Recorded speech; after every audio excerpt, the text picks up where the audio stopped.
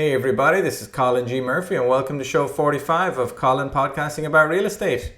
So I've been keeping busy as always, having a lot of fun with the different flips I've got going on. I'm working on 6 at the minute, 4 of which are full steam ahead. Been busy ordering new roofs and ACs and trash outs, and my guys are busy doing cosmetic updates on multiple houses at the moment, so that's good fun. I've expanded my private lenders recently as well, brought in some new private lenders, so that's always interesting. It's a big help to any flippers and wholesalers out there if you are able to network with and get some private lenders involved in your life. That's a big deal. That's something you should pursue. Also had one of my own loans repaid. I lent some money to fix and flipper up north in Cleveland. That was like an 8-month loan, so got that back as well, which is some more firepower I can use maybe in the foreclosure auctions next week. We'll see. The land investing is still going strong. I'm pretty close to getting a few lots now. I'm in negotiations with 8 or 9 different lots and multiple different sellers. They all have slightly different scenarios. That most of them have kind of a couple of different family members involved that need to make decisions. So we're just trying to figure out the right price and trying to make it a win-win situation. But I'm pretty sure I'll be crossing the line on my first couple of deals shortly. And I've also started targeting a new county in Florida as well. So that's interesting, and I like it a lot. cgmland.com is the website I'm using. So having a lot of fun on different fronts there, but the podcast is going as strong as ever. A lot of listeners around the world. Thank you very much for everything. I got a really good guest for you today. His name is Chris Prefontaine, and he's been in real estate almost 30 years. And his experience ranges from building homes in the 90s to running and selling brokerages in the early 2000s. And after the crash, he became an expert in buying and selling residential but also commercial real estate using owner finance and other creative strategies. So it's always been a fascinating niche to me. So he runs a family company now. His wife, his son, his daughter, his son-in-law. They have about 50 transactions on the go at any one time, all kind of creative finance situations, in addition to a pretty successful coaching business. So a very interesting guy. And if you've ever wondered how to create multiple income streams from deals that require little or no capital up front, then this show might have a lot of useful information to you. It's a pretty fascinating niche, and we do a deep dive in the various strategies for sourcing these deals, negotiating them, structuring them, and exiting them. So we do a little bit of a deep dive in there and provide some links at the end for further information, because it's not something you're going to get the hang of in a 40-minute show, but it is something that anybody can learn with a little bit of time. So check it out. Let me know what you think, and let's head on over and see what Chris has to say. Chris Prefontaine, how are you doing? Welcome to the show. I'm great, Colin. Thanks for having me, buddy. I'm looking forward to diving in here. Me too. You've got a fantastic story, and I think you've got a lot of wisdom to share with us today, Chris. But before we kind of dig into what you've been up to now, can you bring us way back? Tell us, what kind of town did you grow up in? What were your first jobs as a kid? Yeah, so I know we don't have 4 hours here, so I'll be brief. Yeah, I started, as far back as I can remember, mowing lawns. Right. My parents dropped me off. So many people did that, right? Every guest on your show probably said that. Then I worked for my father in a family company. It was not real estate related. He owned a welding supply and industrial gas business, actually. So around 10 years old or so onward, I was either hanging out or sweeping floors or falling into formal roles after that. But I stayed with him all the way till about 91, which was my foray into real estate. So that was my life until real estate. Great. So a little bit of an entrepreneurial family then. If your father ran his own business, so you had insights into that.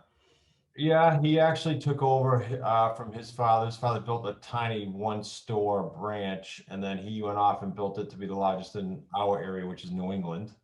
Gotcha. So yeah, it's always been there. And he, side things along the way he did, I guess, is what gave me my itch. And then he always hung out with real estate people. Like, they would do raw pieces of land, engineer it and flip it. They would build his own buildings and lease them back to his company. So I saw that going on all the time. That's great. So I was going to ask you, how did you become involved in real estate and who introduced you to it? But it sounds like you picked up a little bit of that just watching what your dad did. And when did you decide that how did you decide that you were going to dive into that direction more full time?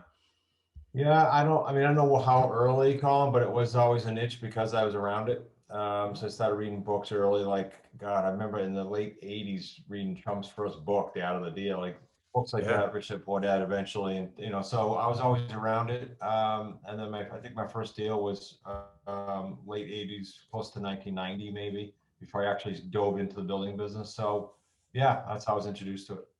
What was your first deal? Can you remember it? Yeah. It was we bought a partner and I bought a small split level on a golf course that had an extra parcel of land. So we Hmm. subdivided it, and on that land you could build a duplex without subdividing it further. So we actually get to sell two condos off, two sides of the duplex off, and then kept the house.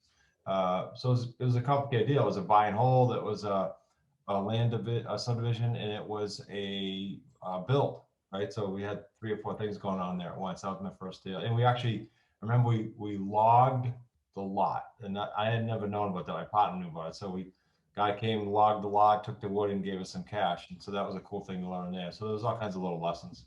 Yeah, that sounds like a fantastic first deal. That's quite a complicated first deal as well. That's Yeah. very cool way of diving in and learning five things at once. I like that a lot. And so, what were the 90s like for you? What kind of real estate were you doing? Were you in a real estate business? Were you in a construction business? What was your life like? 1991 would be my start when my father sold his company and I went in a different direction. And I had a partner that was in the field. I was Hmm. kind of the office person, and we went around. We found. I'll back up. I got this idea driving once from an old cassette tape, mind you, Yeah. from Earl Nightingale, and he talked about a guy in the Depression that when things were awful, he would go around. He would stick a sign in these landowners' lot with their permission, and he'd pre-sell that. And then I took it to the next level. I said, okay, that's a cool idea. This was 91. I said, why don't I do that? But why don't I also get a builder in it, which is how I met the builder. And we'll package a to be built home on that. But we won't pay off the land yet, and we won't pay any vendors yet because we were young. We didn't have the cash or the wherewithal to do it. Mm. Everybody would build and do this project until the very end. And then when the buyer got their end loan financing, we paid off the landowner and paid off all the subcontractors. And we did that for probably 50, 60 homes. So it worked Wow. well back then. I was too naive to know that people probably won't wait, or probably, I'd second guess it now if you threw that deal at me. But people did it because times were tight, and it worked well. But it came from one crazy idea. 50, 60 deals. How much money were you making per deal? I love the way that you're not using a lot of your own capital. You just have to kind of manage that process. But was that lucrative for you? Yeah, back then, if I think back to our numbers, different than now, right? But these were Sure. like 130 to $180,000 retail homes back in the 90s. And I remember, I don't know, it's probably 20 to 40 grand a home at that time. Hmm. Margins are so tight now, proportionally, it's probably even tighter, which is why Yeah. I'm not primarily in that business anymore. But it was, again, great learning curves, a lot of cool things got learned through that process. Yeah, I bet. No, that sounds like a really innovative way of making money. I like it a lot. And so that got you through the 90s. What were you doing in the early 2000s? That was quite a real estate boom throughout the country and Europe, where I was at the time, that kind of 2001 to 2007. What were you doing then? Were you, building up some assets with that money? Were you growing your business? What were you up to? So 95 was a pivot actually before 2000. 95 was a pivot. We bought a Realty Executives franchise. So I switched my builder hat to my realtor hat. I never was one. So we are brokers and owners of this company. We Oh, built okay. that with one intention: sell it. I don't want to be in it forever. Hmm. We did exactly that. We sold it to Coldwell Banker in 2000, and then from 2000 to 2008, it was a nice run up to your point, and we did things like condominium conversions with multi-families. Hmm. We did other rehabs. We did buy and hold. We did commercial. But then that led to the 2008 crash, right? So we had all these houses and buildings and deals we were signed on personally to, and that was a major headache. So that was kind of like the next pivot. Yeah, no, I mean, I was a beneficiary of that crash with the condo conversions because I was one of those guys selling them to cash buyers afterwards when, the owners got caught out and tenanted them and ended up being 30-40 cents on the dollar. So Yeah. there's a lot of money made in that game in the early 2000s, I guess. And it just depends on your luck, how many you got done and how many you were exposed to when the That's right. music stopped. Yeah, that is right. I think we stopped with a 6 unit that had 3 left that were selling for 172. We couldn't sell for 52. I remember, like it was yesterday. Wow. Like overnight, to your point, 30 or 40 cents.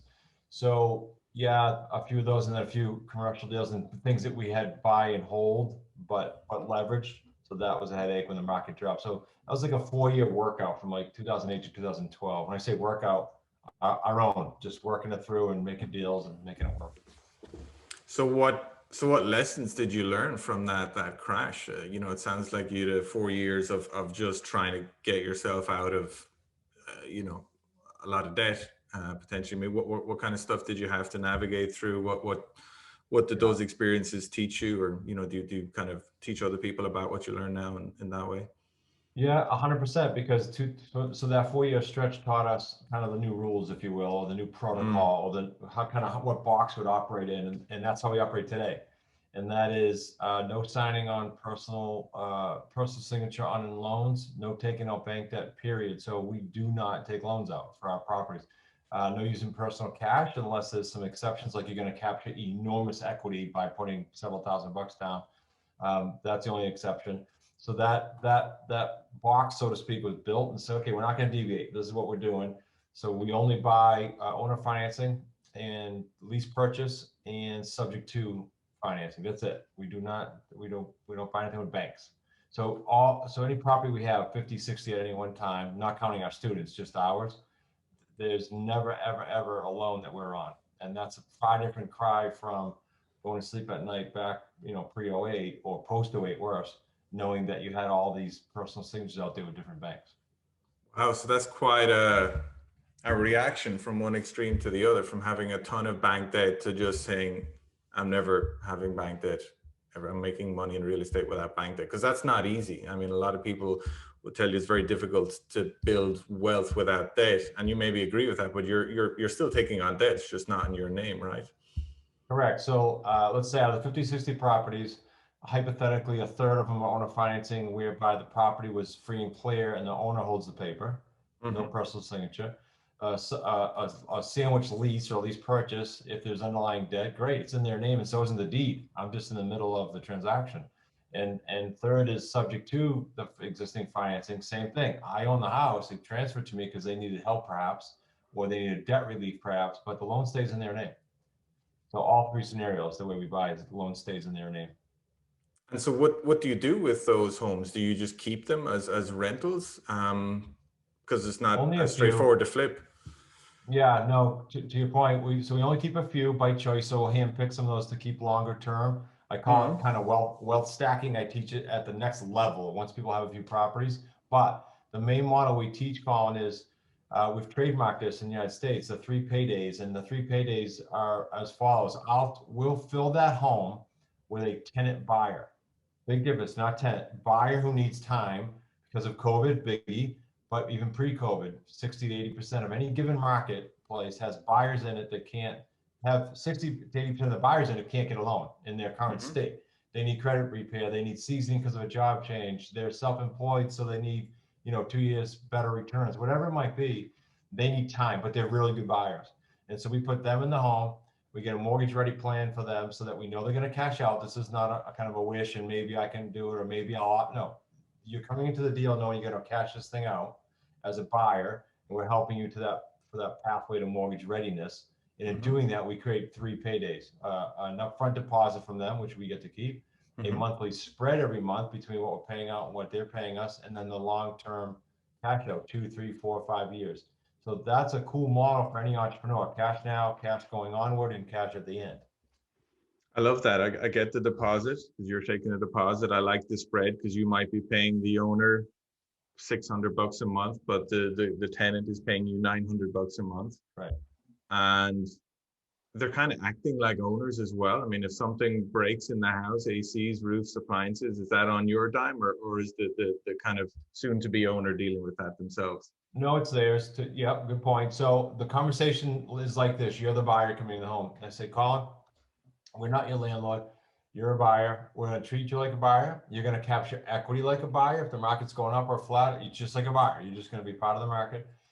And you're going to pay for things like a buyer. And you're going to pay your lease until you get mortgage ready as if we're a bank. You just don't need a loan yet. And Mm-hmm. so when we pick them right and when we pre-qualify correctly and don't just put someone in the home without putting them through all the tests, then we have a win-win because they're psyched, they're getting to the finish line, and we're ecstatic because all 3 paydays work the way they're supposed to be. Despite all that, 2 to 5% of our deals do have problems. That's a small ratio compared to most people That in is our small, yeah. niche. Yeah, it's like inverse compared to most people because we are so strict with it. But life happens. Like with COVID, we had 2 of them that they just couldn't. They amicably said, "Here you go," and one was in tears. I just can't do it. I lost my job. So that's going to happen, right? Um, Divorce and death are going to happen. So when that happens, Yes. we have to pivot. And what do the owners that are holding the paper think of your strategy? What do you say to someone, okay, I want to buy your house, but you're going to fund the purchase for me, and maybe I'll pay you deposit, but you're going to fund the rest, and I'll pay you back. What do you think? I'll pay you back in 3 years, 5 years, I'll make you whole. What kind of negotiations do you have with these people? Yeah, the script is similar to what you said. The script is, hey, Colin, I noticed, let's say you're an expired listing, right? So I'll do an exact call. I'd say something like, hey, Colin, I know you expired at 389.9. I have one question for you. I'm an investor, buy homes in the area. If you were to get your price, and I don't know your home yet, but if you were to get your price, can you wait on any equity you might have in the home?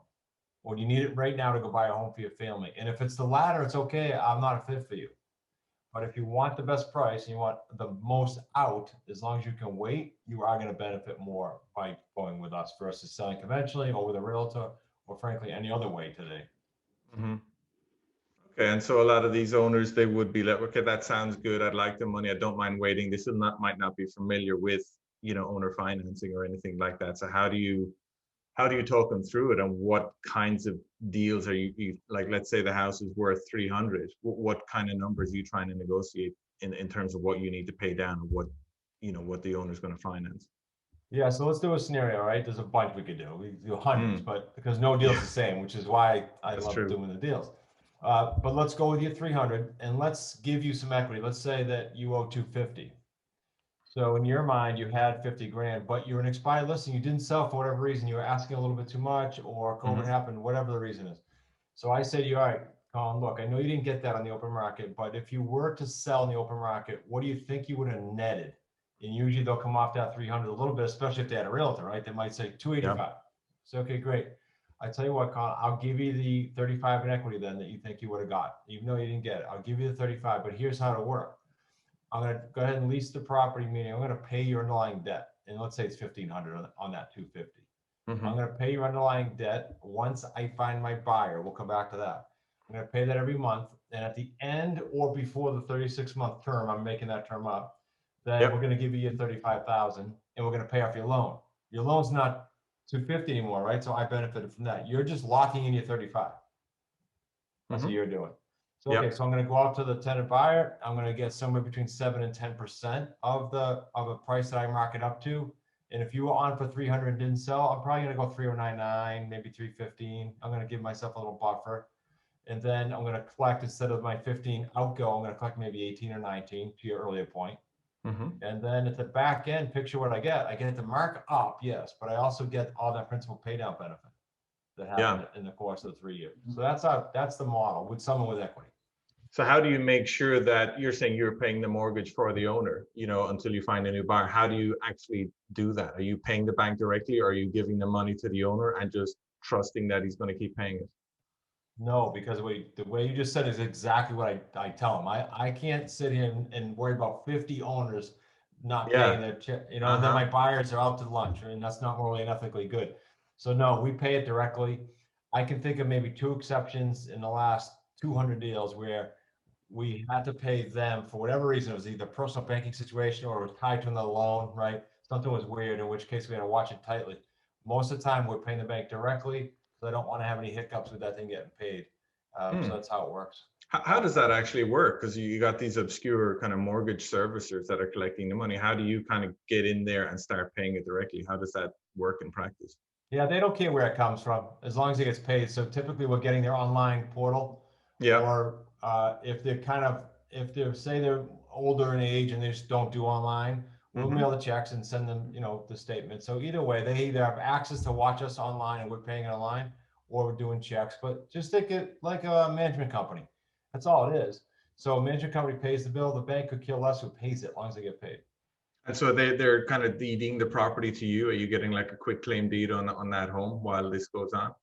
Not the scenario I just gave you. The scenario I just gave you was a lease purchase, stayed in their name, everything's simple. Uh-huh. Now, if let's flip that scenario and let's say for a deed situation, let's say that you owe 300 Hmm. and you on for 319, and you knew if you didn't sell for full price, you got to come out of pocket.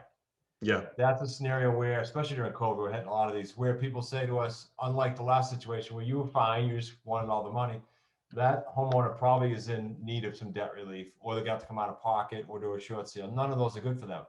So then we will do what's called the subject to purchase, which means I'm buying the home.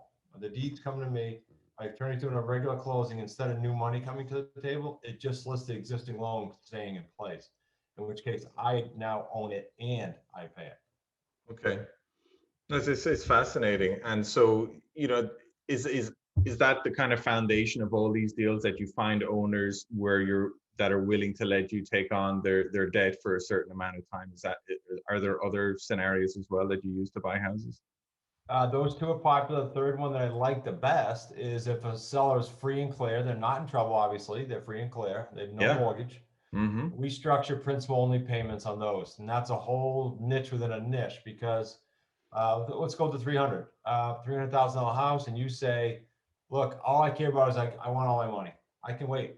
I'm fine financially. I can wait, but I want 300. The realtors told me they can only get me 280, whatever.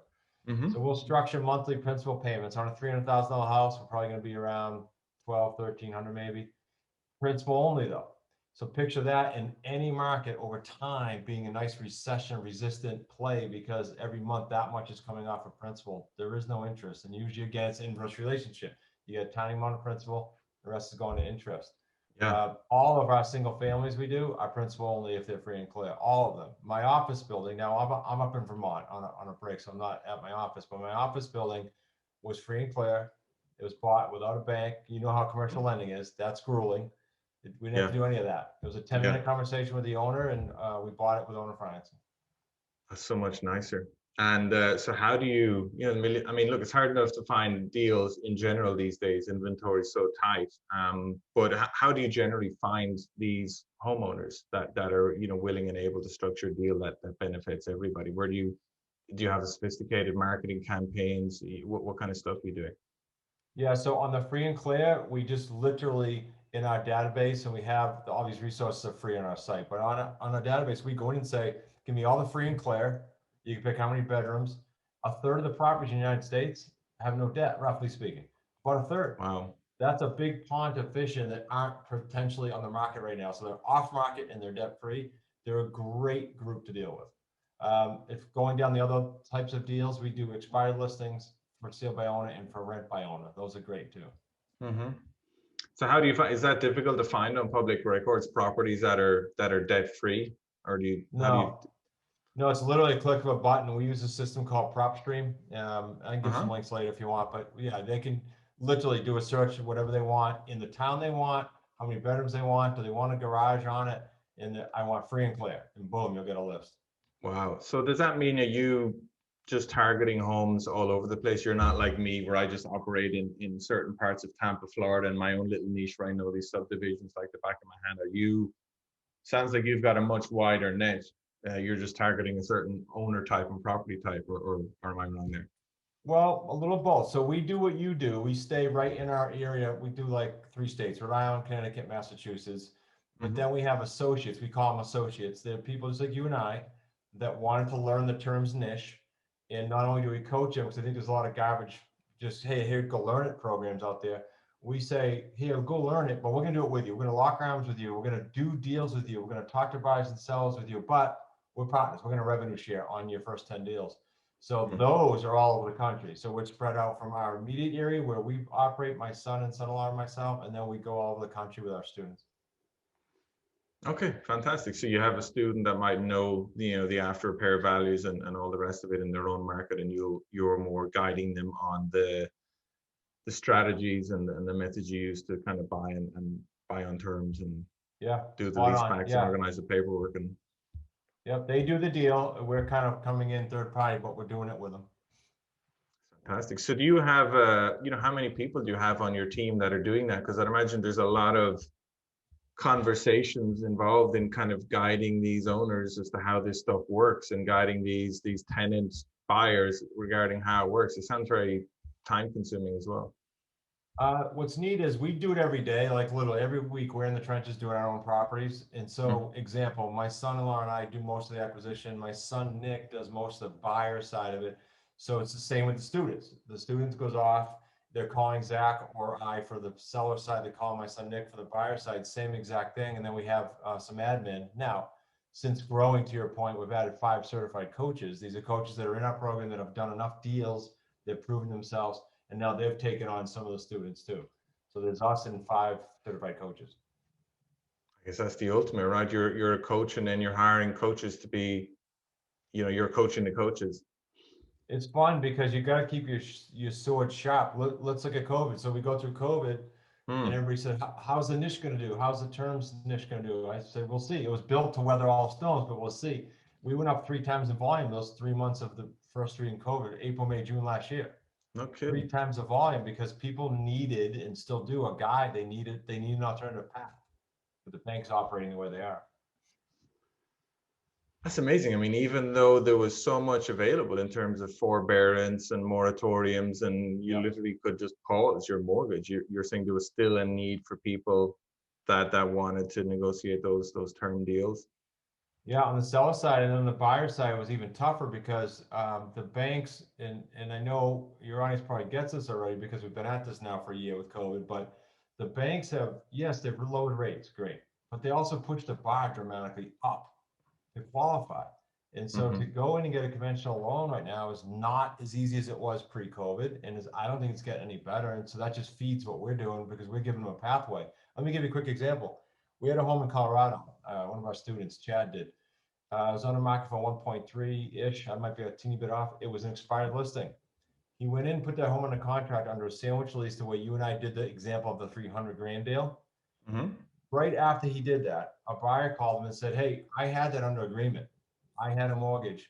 COVID hit. I was at the closing table. They blew the loan out, and they blew it out because they upped. Jumbos are tough now. It's a whole other niche. Yeah. They blew it out because now they're real wary. Some banks stopped doing them with COVID.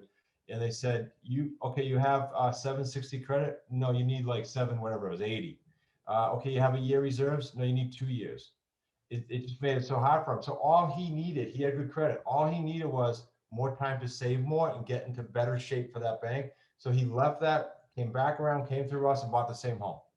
Owner was thrilled. We win, the buyer wins.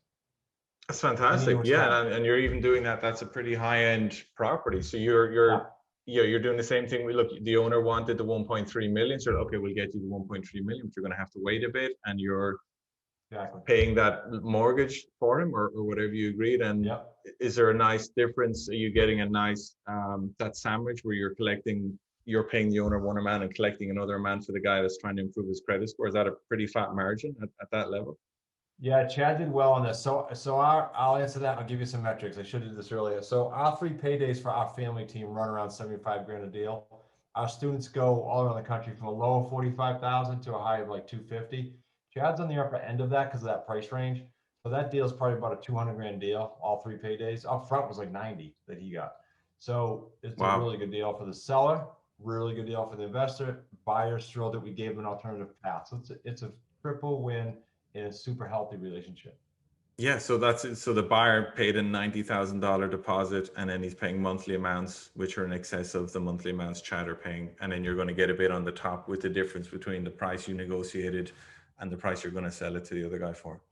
Yeah, and some massive principal pay down. Now, because of that price range, we negotiated a little bit differently with the owner. He got a little piece. The guy put down more than 90. We got 90 of it, right? So there was some share going on. We usually don't, but that's a high-end deal. Yeah, and a sophisticated owner who could, yeah. Yeah. Wow. Yeah. And is that what you talked about? I know you mentioned somewhere in your books the perfect triangle. Is that the triangle? You mean those three paydays, or is that a different thing? No, that's a good idea though. I should work on that one actually. No one said that to me. No, the perfect triangle is sort of sparked by COVID, but doesn't need to be. What I described there was one side being part of a movement, if you can, in any economic condition, and then as part of that movement, affecting lives would be the second part of the triangle, including your own, and third, getting paid very well to do that. Well, when COVID hit, all it did is magnify what we already had set up, which was we've got a great community, wicked smart community. We are definitely changing lives with these deals, three-way win, and we're definitely getting paid very well for it. Again, COVID just kind of fast forwarded that. That's fantastic. And then another thing I was wondering, so like you said, it's very hard to qualify for a loan, whether you're looking at $200,000 house, 300, 400, a million, whatever it is. So how do you get in front of those buyers so that they know that they could get a flexible deal through you? How will they know that you control this $500,000 house and they can qualify for a loan, using your methods? How do you find them? Yeah, it's actually the easiest part of the deal because they find you as soon as you put it out there on terms. Because think about it, look online. If you still are in an area where they have, print ads, look there. You don't see a lot of terms being offered, at least purchase or owner financing. And our ads say rent to own or owner financing.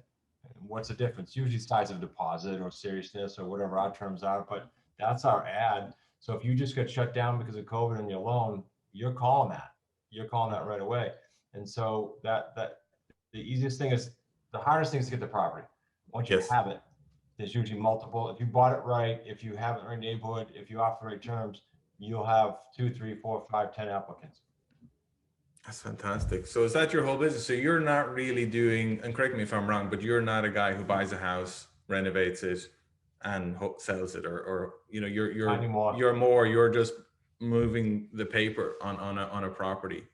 Is that all you Yeah, do? not You don't need anymore. to. Because two things, Colin, we talked about the very, very beginning. One is by doing that, and I've done them. We could do them tomorrow if the market shifted, but there's a small margin there compared to what it used to be. With all the Yeah. HGTVs and everything else going on, it's too tight and there's too much competition. When there's more competition, then there's less margin. Second of all, it's one payday. That's huge. So for years and years and years, I did one payday.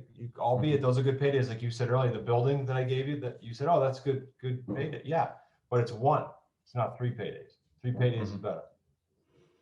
It is. And so do you hold a lot of real estate long term, like rental properties, or what other kinds of do you have any passive income streams that you create using all this money you're getting from, these deals? Yeah, a couple of things we do there. So this works on any kind of property. So we teach single families, that's our base model, but I've done 4s, I've done 6s. My office building is not even residential. So you can do this on any kind of deal. What we do to get longer term deals is what I call wealth stacking. That is taking a sandwich lease like the one we described, you and I, at a $300,000 level.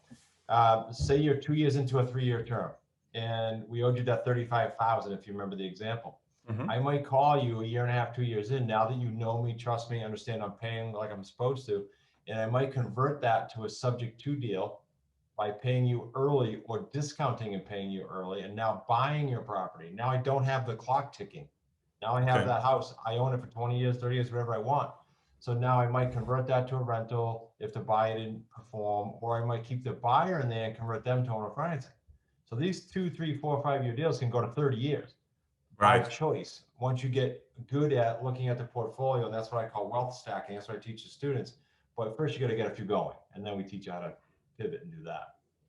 I love that as well. If you just negotiate with an owner, just give me 3 years and I'll get you your full price. And then, like you say, you've been making payments for 2 years, 2.5 years, and you go back to them and goes, look, do you want a lump sum of money or do you want to keep getting $1,000 a month for the next 10 years? What do you prefer? And they might prefer the latter. And that's a win-win for you if you want to keep the income stream coming through. Yeah, most of them do that. I'll tell you why. And there's few exceptions, and I'm usually surprised when they don't, because when someone has 35, 50, we've got one that has 250 out waiting. I know for a fact they'll discount it because in their mind, it's not here yet. Like it's not touchable. And so you say, hey, I might come across some money, and little do they know it's one of your other payday 1, 2s, and 3s, but I might come across some money. If I was to, I'm trying to decide where to deploy that. Would you take X on your 35 we owe you? And they usually do. And we can do that this month, by the way. Okay, instead of waiting 2, 3, 4, 5 years, they usually take it. Yeah. Yeah, I'm not surprised. So what do you see, how are you, look, nobody knew we're in a boom. I mean, the COVID has just accelerated the real estate market. It's Right. gone nuts. Inventories, super low. Margins, like you say, for flippers are really tight. Nobody knows when that boom is going to end. And neither you nor I, but are you telling people about certain steps they can take to kind of prepare themselves to weather the next recession, or build their wealth in such a way that it can kind of weather a storm that might be next year or in 5 years? Yeah, two things, because obviously you and I don't know, or we wouldn't have to be here, right? We'd be somewhere on a beach somewhere if we knew the Be on path. our But yacht, with helicopter yeah, pad and yeah, all that. yeah, we could visit each other. But here's the fact. Yes, it will flatten or change eventually, right? So what do I say? Two things. One, be in the terms niche. I can tell you there's wholesalers now, and I know you have some in your audience, literally flocking to the creative market and chatting with us. People that have 10 and $20 million businesses, not one-off wholesalers, big businesses. Why? For the free payday reason, for the recession reason, protection. The terms niche is the place to be. So, and then when you're in the terms niche, the creative niche, then my suggestion is do two things: owner financing and sub two, with longer terms. So you're not caught with these 2 and 3 year terms. Owner financing and sub two, as long as you can get them out, like 7 and 10 years. Some of our students are getting now. Do you really care if you have an owner financing deal 10 years out that has monthly principal payments if the market does a couple drops and weaves in the meantime? Not really. I love it. And one of the good things about your business, and I know you coach a lot of people. I don't know if do you coach anybody who's not in America, who lives in Canada or overseas, because this is something you could, in theory, do from anywhere because it doesn't require you to qualify for a loan personally. Do you coach people that are doing this from other countries that are buying these Yeah. houses? And Yeah, right now we have two ladies out in Israel who are buying in Ohio, and we wow, have a few in Canada that are buying in Canada, and some in Canada buying in the United States. Yeah, and then we also have people here that are just buying in different states. It might be family there or whatever reason. So yeah, you can. It was a little harder before COVID, frankly, because people weren't as sellers weren't as open and susceptible to doing Zoom and doing FaceTime. And now they are. So yeah, hmm, it's a little bit more prevalent. yeah, no, it's amazing. I think because I do have listeners overseas, and this is something, if they can get their head around it, and if they can do, like you say, you can give people the training virtually. I Yep. imagine. I guess before you might have done it in hotels. And tell me about that. Did you used to do these training face to face using these events, weekend events, hotels? Did you have to do a big pivot to doing everything online, last year? A little of both. Good question. So we were doing events and we were doing virtual, and we started teaching about a year before COVID how to do the business virtual, not just our training. And so Good timing.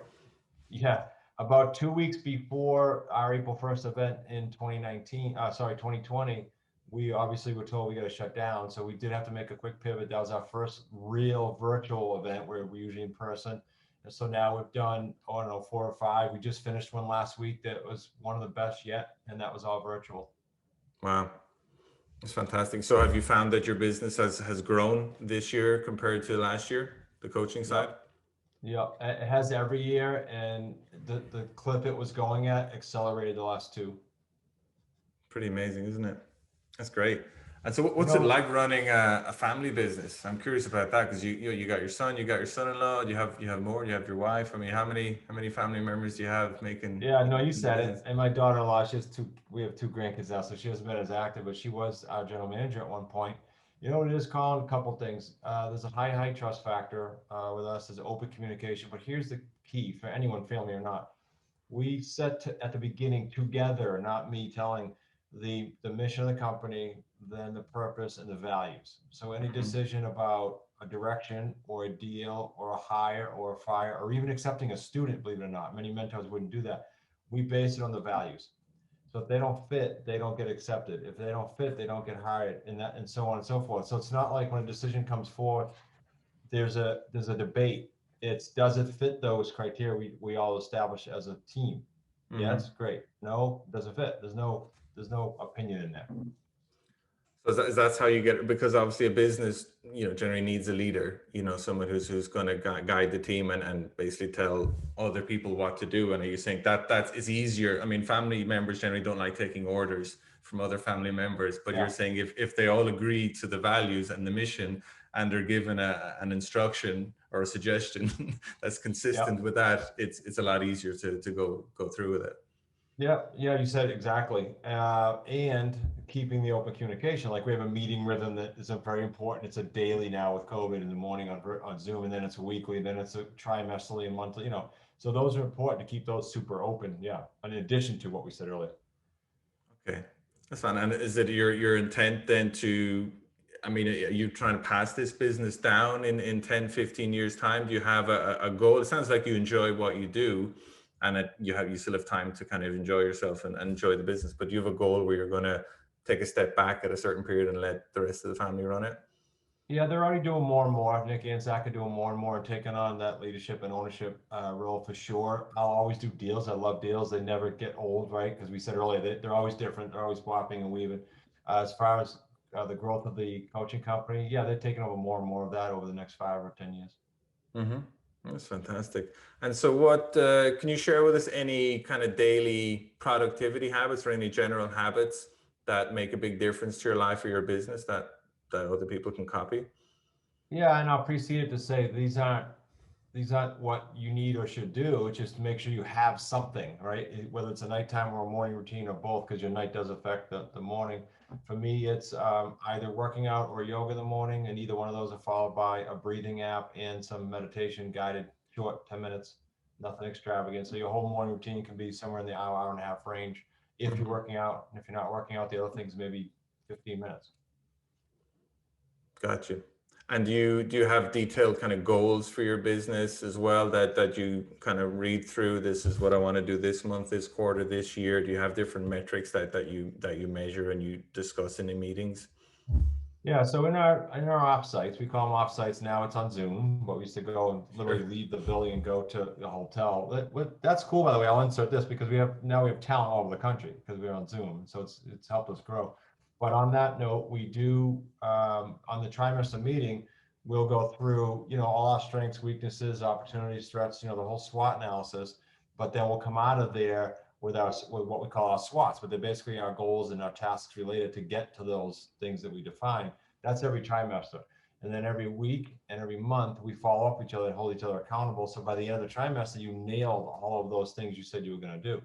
Because our team, kind of the personality was and the work ethic was, let's throw all this stuff in the plate and we can get it done and work ungodly amount of hours.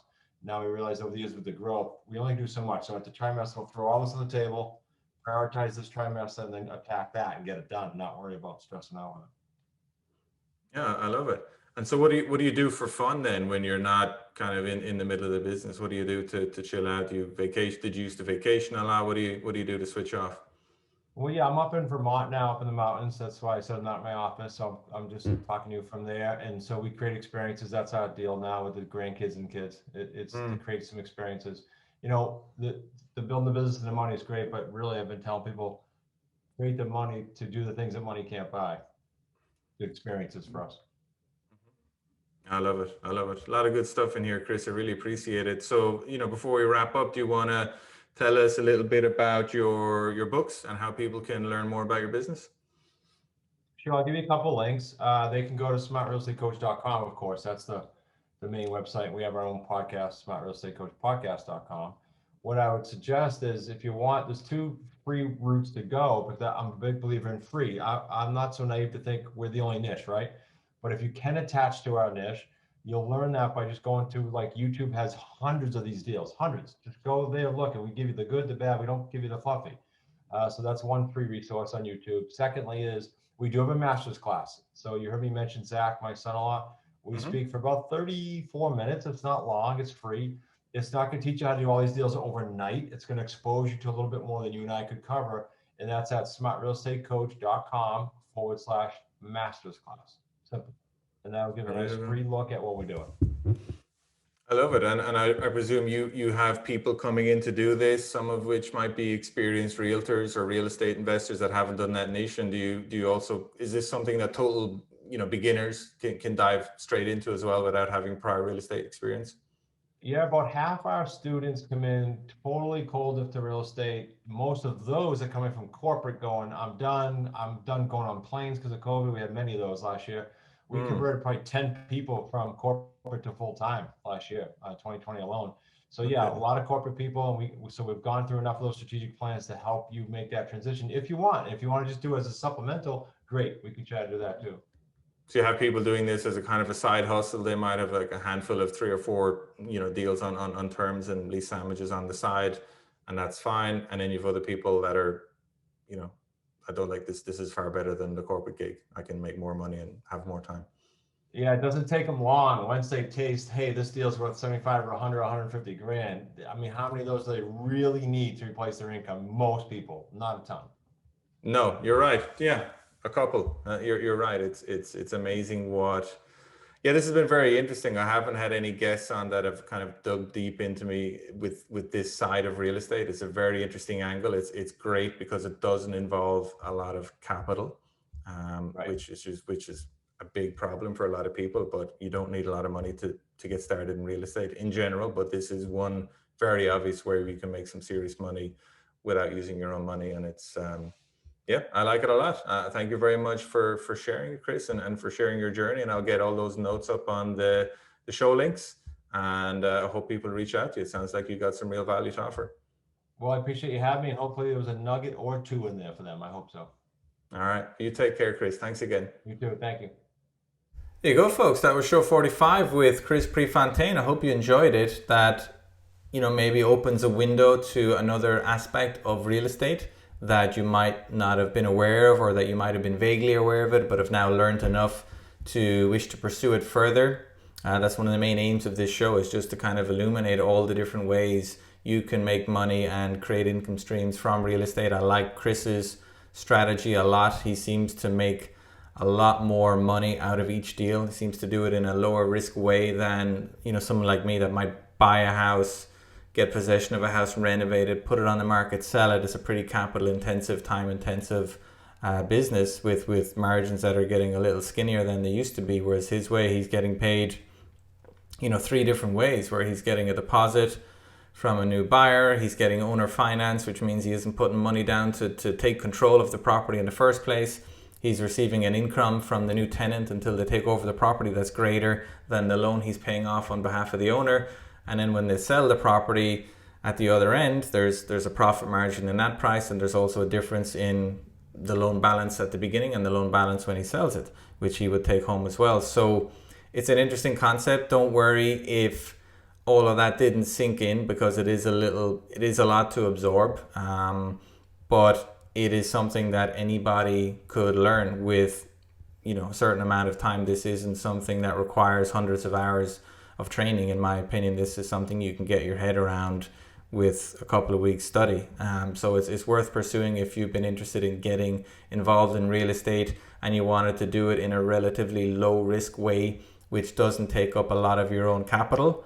Then this is worth exploring. This is nothing new, guys. This has been happening for generations. Your grandfathers and great grandfathers were using some of these strategies. There's nothing new about a subject to mortgage or a lease purchase agreement or a lease sandwich. These are all been around forever. So, and I'm sure there's some modern methods for sourcing and negotiating and structuring and exiting. That's fine. I'm sure you can target these kinds of buyers and sellers on social media and online, and there's more sophisticated ways of getting lists of potential motivated buyers and sellers now compared to before. But worth checking out, and you could certainly do far worse than reach out to Chris directly at his business, smartrealestatecoach.com.